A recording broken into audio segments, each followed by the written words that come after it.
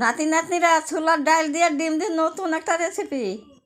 প্রথম ছোলার ডালগুলো ভিজে রেখে দিলে ছিলে দিয়ে বাইটে তুলে নেব। তারপর জিরি আদা রসুন দিয়ে ভালো করে বাইটে তুলে নেব।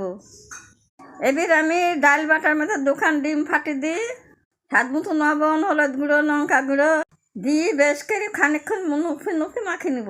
কড়াইতে তেল দিয়ে বড়া গেলে এবারে এক এক করে দিয়ে উল্টে পাল্টে লাল লাল করে এইভাবে সব বড়াগুলো ভাজি তুলে নেব।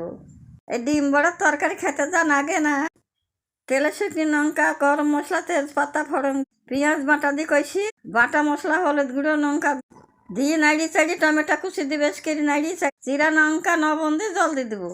তারপর জলটা ফুটে উঠলে বড়াগুলা দিয়ে 2 মিনিট মতন ফুটে নিয়ে ধনিয়ার পাতা গরম মশলার গুঁড়ো দিয়ে নামিয়ে নিলেই হয়ে গেল। তারপর গরম গরম ভাতের সঙ্গে নিয়ে টেস্ট করবো। বাহ খেতে খুব মজা হয়েছে, সবাই ভালো। টাটা।